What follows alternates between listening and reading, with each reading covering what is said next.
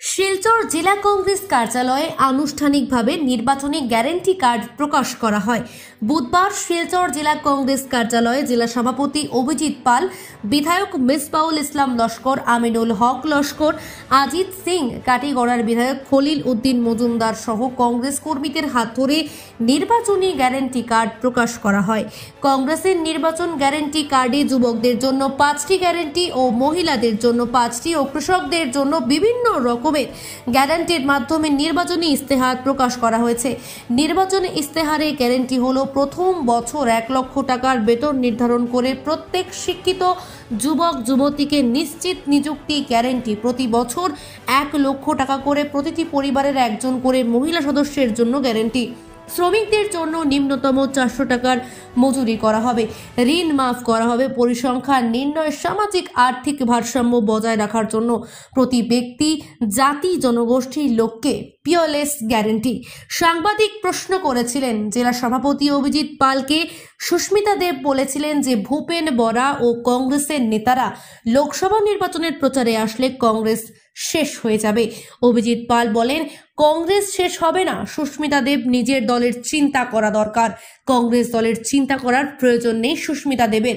জেলা সভাপতি অভিজিৎ পাল বলেন, বিজেপির সরকার প্রতিশ্রুতি ছাড়া কিছু দিতে পারবে না।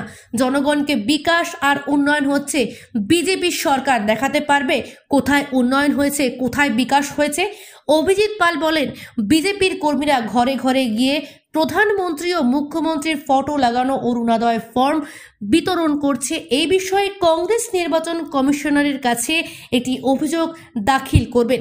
আগামী 12 এপ্রিল লোকসভা নির্বাচনী প্রচারে 2 দিনের জন্য বরাক সফরে আসবেন আসাম প্রদেশ কংগ্রেসের সভাপতি ভূপেন বরা বলে জানিয়েছেন অভিজিৎ পাল।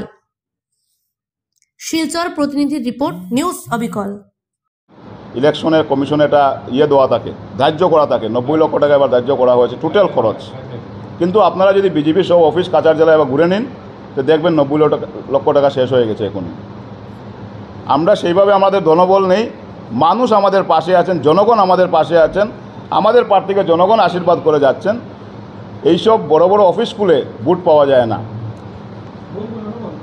এবার আদর্শবান মানে বিজেপি দলের যারা সত্যিকারে যারা বিজেপি কর্মী ছিলেন, যারা বিজেপির জন্মলগ্ন থেকে যারা বিজেপি করেছেন, ওনারা আমাদেরকে নীরবভাবে সমর্থন জানিয়ে যাচ্ছেন। ওনারা বলছেন যে আমরা আপনাদের পাশে আছি, আমরা নীরবে আপনাদেরকে সমর্থন জানিয়ে যাব।